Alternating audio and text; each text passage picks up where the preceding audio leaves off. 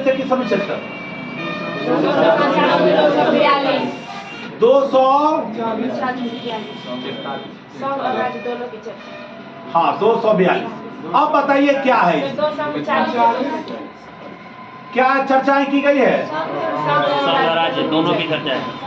संघ और राज्य के बारे में किस तरह से रहेंगे, क्या इनका नियम कानून किस तरह से समन्वय स्थापित होगा, यानी दोनों, यानी भाग 5 और भाग 6, भाग 5 में संघ के शासन और भाग 6 में राज्य शासन के दोनों के समन्वित रूप से चर्चा किसमें की गई है? यानी संघ एवं राज्य क्षेत्र, है ना, संघ एवं राज्य क्षेत्र के बारे में वर्णन है। भाग अगला भाग 9 पंचायती राज। भाई भाग 9 जो है पंचायती राज है। सबसे ज्यादा मुखिया दुखिया वाला काम, हाँ भाग 9। अरे पंचायत में कौन होता है? मुखिया दुखिया ना होता है। मुखिया वह जो जीत गया, दुखिया वह जो तो दोनों ये सब लोग। आर्टिकल 243 क्या हुआ? आर्टिकल हाँ 243। तो इसमें क्या चर्चा क्या है? पंचायती राज। किसकी चर्चा है? पंचायती राज। तो भाग 10 क्या है? भाग केवल महत्वपूर्ण नहीं चलते, आना तो सब में गड़बड़ आएगा। भाग 11 245 से 263। इसमें क्या चर्चाएं हैं? 245 से 263 क्या चर्चा है? संघ एवं राज्य क्षेत्रों के से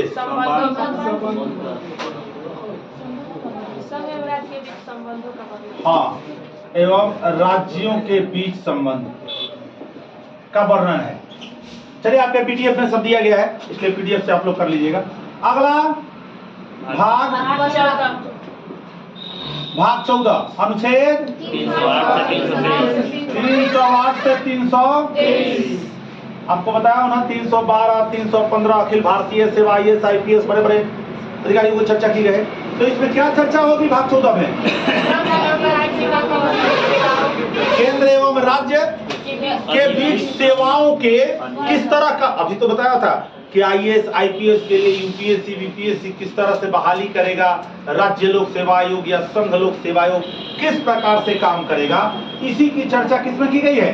भाग 14 में, यानी संघ एवं राज्य के सेवाओं के बारे में, है ना। भाग 15 324 से 329 है ना। भाग 15 324 से 329 कुछ नहीं, इसमें खाली कैसे निर्वाचन हो, चुनाव कैसे होगा भारत में, और जब चुनाव नहीं होगा तो बड़का बड़का नेता कैसे बनेंगे, निर्वाचन की चर्चा भाग 15 में किया गया। लेकिन सब लाइन से जानना जरूरी इसलिए नहीं कि जब ज्यादा हो जाएगा ना तो माथा से ऊपर निकल जाएगा, और जब ऊपर निकल जाएगा तो जो जरूरी है दोनों याद। अगला बताइए भाग 17 343 से 343 से 300 अनुच्छेद क्या चर्चा की गई? राजभाषा का, राजभाषा क्या होगा आज तक नहीं बना। राजभाषा सुनिए, राजभाषा भारत की हिंदी है, भारत की राजभाषा, लेकिन आज तक राष्ट्रभाषा राष्ट्रीय भाषा हमारी नहीं। जब अंग्रेज जा रहे थे तो हुआ कि अंग्रेज बाद जब चला जाएगा सब ना, तो हम लोग चूंकि अंग्रेजी बहुत लोग जान गए, तो अंग्रेजी बहुत लोग जान गए हैं, तो अब कुछ दिन तक इसको निभा दिया जाए, धीरे धीरे हिंदी हम लोग सब कर लेंगे, सीख लेंगे सब लोग, जितने भी दक्षिण भारतीय लोग हैं या अन्य जो, तो सबको क्या कहा जाएगा, भारत की राष्ट्रीय भाषा क्या हो जाएगी? हिंदी। यह हुआ कि भाई 65 में हिंदी को राष्ट्रीय भाषा, 1965 में, 50 में संविधान लागू नहीं हुआ था, 1965 में राष्ट्रीय भाषा घोषित कर दिया जाएगा। अरे ये मामला गर्म होने लगा, इतना मामला गर्म होने लगा, एक तो भाषाई आधार पर राज्य का पुनर्गठन शुरू हो गया था, इसकी चर्चा पिछले क्लास में किया भी था, और यहाँ भी समस्या होने लगी। आज भी आप लोग देखिएगा कि दक्षिण भारत में केरला वगैरह या अन्य क्षेत्रों में भी अधिकांश अंग्रेजी बोलते हैं या अपना क्षेत्रीय लैंग्वेज, है ना। हिंदी बोलना उन लोगों को शायद पाप लगता है, आप समझते हैं। भले फिल्म बनाएंगे तो हिंदी में बनाएंगे ताकि ज्यादा से ज्यादा लोग देख करके पैसे ज्यादा इच्छा जाए, लेकिन कुछ ऐसे हैं जो हिंदी बोलने से परहेज करते हैं और उनका जो डायलॉग लिखा रहता है, डायलॉग जो बोलते हैं आपको फिल्मों में, वो डायलॉग लिखा रहता है इंग्लिश में, पढ़ते हैं हिंदी में। जैसे हम लोग डायलॉग को कैसे, जैसे संघ एवं राज्य क्षेत्रों का वर्णन, तो इसमें लिखा रहता है SANGH संघ एवं एंड नहीं एवं राज्य RAJAY राज्य क्षेत्रों का, ऐसे लिखा रहेगा इंग्लिश में और इसको वो डायलॉग हिंदी में बोलते हैं। रोमन में लिखा रहता है और इसको ट्रांसलेट करके इधर अपना हिंदी में बोल करके पैसा अर्न करने का काम करते हैं। तो कुछ लोग क्या है कि केरला में अच्छा एजुकेशन रेट सबसे ज़्यादा बढ़िया केरला में है, तो वहाँ के जिन लोगों का थोड़ा सा स्थिति, क्योंकि शुरू से ही वो लोग इंग्लिश बोलते हैं, उनके घर का लैंग्वेज अब हो गया है, इसलिए सीखने की जरूरत उनको।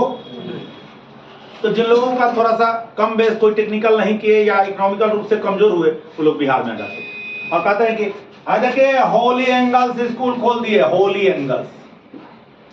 अब होली एंगल्स, दुनिया एंगल्स, मैं नाम किसी का नहीं ले रहा हूँ, नाम लेना ठीक नहीं। और आकर के अब चूंकि अंग्रेजी तो उनकी कहिए कि बचपन से ही भाषा है, बनी हुई है, और नया नया खोल कर यहाँ पर बैठ जाते हैं। अब जब जाइएगा तो उन लोगों को हिंदी बात करने नहीं आएगा, तो उनका टोन जो होता है हिंदी का अलग होता है। आप क्या सोचते हैं, अरे बाप गजब जानकार है, अरे उसको तो हिंदी बोलना नहीं आता, खाली अंग्रेजी में बात करना चाह रहा है। अरे हम लोगों को हिंदी या भोजपुरी को सिखाया गया क्या? हमारे सामने हिंदी अंग्रेजी जो भी बोलना है, इसमें सीखने और समझने की जरूरत कहाँ है? वही हाल उनका इंग्लिश का है।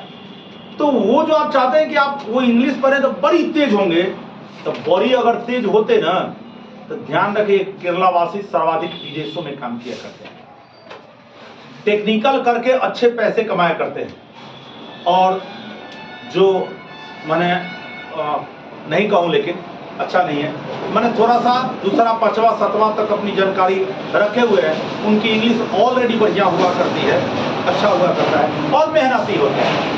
केरला के पढ़ाई वगैरह के मामले में मेहनती होते हैं लोग, और तो यहाँ पर स्कूल डाल देते हैं, हम खुश होकर के उसमें एडमिशन करा करके पढ़ाते हैं। अच्छा है, इंग्लिश वगैरह हम लोगों का बच्चा सीखता है तो आगे उसका लाभ होता है, लेकिन ऐसा ना कि हिंदी ना सीखे भोजपुरी ना सीखे, यह जानना जरूरी होता है। तो यह राजभाषा हिंदी आज तक भारत की राजभाषा है, राष्ट्रभाषा नहीं है। किसमें चर्चा की गई है जी? भाग 18 क्या चर्चा है? 352 से 360। ज्यादा लोग नहीं बोले, ज्यादा लोग बोलिएगा कंफ्यूजन की स्थिति उत्पन्न होने लगती है। भाग 18 में 352 से 360 क्या चर्चा की गई है? जानते हैं, आप जानते हैं ना? 352, 352, 356 और 360 तीन तरह का आपात आपको बता दिया। 3 तरह का आपात बता दिया हूं। 352 352 के तहत कौन सा आपात घोषित होता है? राष्ट्रीय आपात। माने देश लेवल में मान लीजिए कि नक्सली इनके भारत पर कब्जा जमा लिए या चाइना ही भारत पर आक्रमण कर दिया, राष्ट्रीय आपात घोषित हो जाएगा। किस अनुच्छेद के तहत? और जैसे राष्ट्रीय आपात घोषित होगा, वैसे ही आपके भाग 3 जो है 21 को छोड़कर, अनुच्छेद 21 को छोड़कर सब समाप्त हो जाएंगे। बोलने का अधिकार, घूमने का अधिकार, रहने का अधिकार, बसने का अधिकार, जितना अधिकार आप देखे हैं, इस सब अधिकार समाप्त हो जाएगा। लेकिन अनुच्छेद 21 समाप्त, क्योंकि इसमें है प्राण और दैहिक स्वतंत्रता, यानी आपके प्राण, ऐसा नहीं कि ये अनुच्छेद 352 लग गया राष्ट्रीय आपात तो सबसे पहले आपको चाहा जाएगा तो आपके प्राण लिए जा सकते। राष्ट्रीय आपात में अनुच्छेद 21 में है, तो ऐसा नहीं कि अनुच्छेद 352 राष्ट्रीय आपात लागू हुआ तो आपके प्राण और देह को कहा जाएगा कि आप भी चलिए चाइना हमला कर दिया, आगे बढ़ रहा है, आपको भी रोकना होगा। आपको ऐसा नहीं कहा जा सकता। यानी मौलिक अधिकार भाग 3 जो है इसको भले निलंबित किया जाएगा, लेकिन उसके अनुच्छेद 21 को पूरी तरह से रखा जाएगा ताकि किसी के प्राण या देह की स्वतंत्रता हमेशा बनी रहे। इसीलिए अनुच्छेद भाग 3 जो है यह राष्ट्रीय आपात के समय समाप्त हो जाता है, अनुच्छेद 21 को। अगला आता है 356, राष्ट्रपति शासन। राष्ट्रपति शासन। ये क्या है राष्ट्रपति शासन? राष्ट्रपति शासन यदि किसी राज्य की कानून व्यवस्था बदतर हो गई हो, राज्य सरकार द्वारा संभाली नहीं जाती हो, हमेशा वहां पर हत्याएं, अपहरण, लूटकांड, डकैती, चोरी हो रहा हो और वहां के मुख्यमंत्री लाचार हों, तो राज्यपाल एप्लीकेशन के द्वारा राष्ट्रपति को सूचना देगा। कहेगा कि सुनिए, आप हमें मनोनीत किए हैं, लेकिन जिस राज्य में हम हैं उसकी कानून व्यवस्था क्या है? बदतर। जैसे ही राष्ट्रपति उस पर सिग्नेचर मारेगा, वैसे ही सारे फोर्स राष्ट्रपति के अंडर के सब आकर के उस राज्य में, जिस राज्य के राज्यपाल ने भेजा है वो लेटर, उस राज्य में राष्ट्रपति द्वारा सेना लागू कर दी जाएगी। जितने भी झंझट थे, जितने भी ताकत पुलिस थाना और मुख्यमंत्री और मंत्री के पास था, इस सब मंत्री का पोस्ट जो है रहेगा, लेकिन इन लोगों का जो ताकत था, इन लोगों की ताकत को पूरे न्यून करके पूरे प्रशासन के द्वारा शासन, यानी राष्ट्रपति के द्वारा शासन, यानी राज्यपाल ही राष्ट्रपति के न रहने पर सारे राज्य का कंट्रोल करता है, और इसीलिए अनुच्छेद 356 के तहत उसे राष्ट्रपति शासन के नाम से जाना जाता है। और 360 अभी तक लागू नहीं हुआ है, वित्तीय आपात। वित्तीय आपात जैसे रुपया पैसा की कमी, आप पैसा मान लीजिए कि करोड़ों करोड़ रुपया बैंक में रखे हैं, लाखों करोड़ बैंक में रखे हैं, और आपके पास और सरकार जो है कहीं उलझ गई है, इकोनॉमिकल स्थिति खराब हो गई है, चाहे कोरोना वायरस बहुत बड़ा आ गया और सरकार की स्थिति खराब, वह आपके पैसे को, आप ही के पैसे को, रखे हुए पैसे को, यह कह सकती है कि भले लाखों करोड़ों आप बैंक में रखे हों, लेकिन अभी आपको मात्र 10 से 20 हजार रुपया निकालने का अधिकार है, इससे ज्यादा आप पैसा नहीं निकाल सकते, इसलिए कि वित्तीय आपात रुपये की कमी सरकार के पास। आपका पैसा जो होगा, हम ठीक होंगे, हमारी आर्थिक स्थिति ठीक होगी तो हम क्या करेंगे? आपका पैसा देने से नहीं मुकर रहे हैं, लेकिन अभी जो परिस्थिति है उसके अनुसार आपको पैसा भले करोड़ों रखे हैं, लेकिन 10-20 हजार निकालना पड़ेगा। जैसे डीमोनेटाइजेशन, विमुद्रीकरण जिसे हम लोग कभी कहते हैं, 8 नवंबर 2016 को जो लागू किए थे, क्या आपके अकाउंट में 2,000-2,500 रुपया था? 4,000 रुपया था, लेकिन सरकार ने कहा कि भाई जो जितने भी पैसे आपके पास हों, लेकिन आपको निकालने का अधिकार मात्र कितना है? 2,000, 2,500, 4,000, मतलब एकदम लिमिट कर दिया था।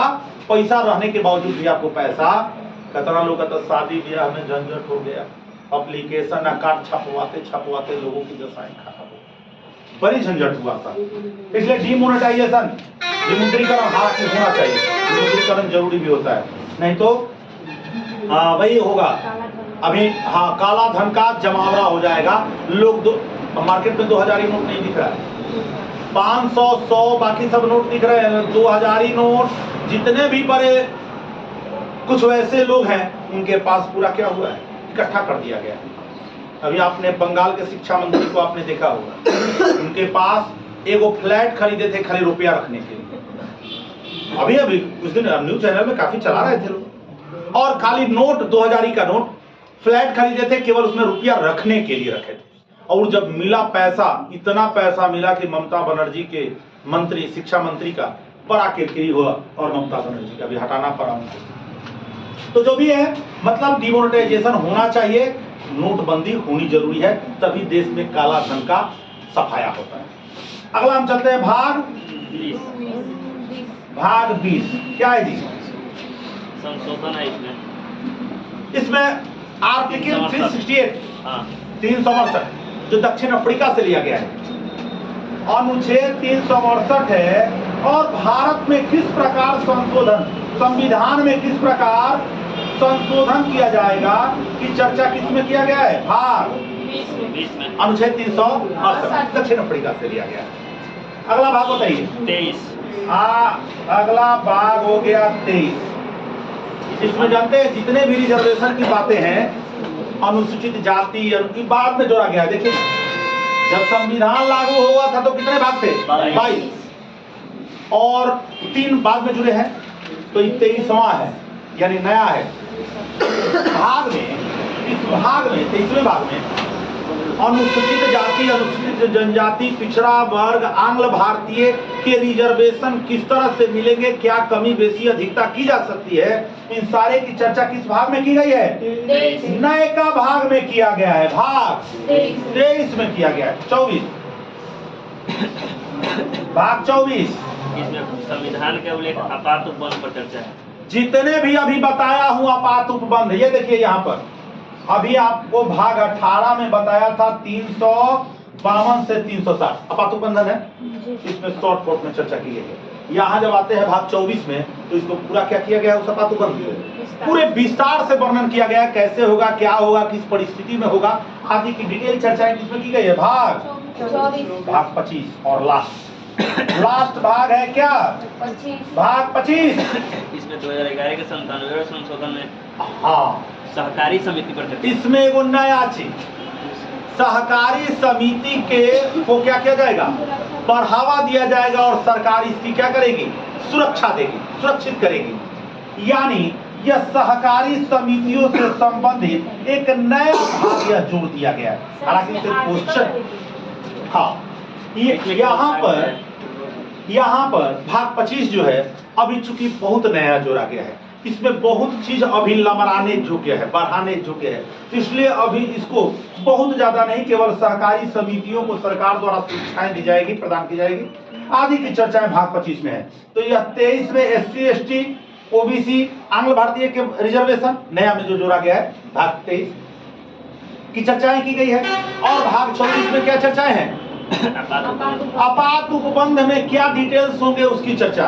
और भाग 25 में सहकारी समितियों को किस तरह सरकार सुरक्षा देगी, कैसे करेगी, डेवलप कैसे करेगी, इसको आगे कैसे बढ़ाएगी, लोगों तक इसका फायदा कैसे पहुंचेगा, इसकी भाग 25 की चर्चाएं है ना। लेकिन आप लोग अब जो याद कीजिएगा वह देखिए।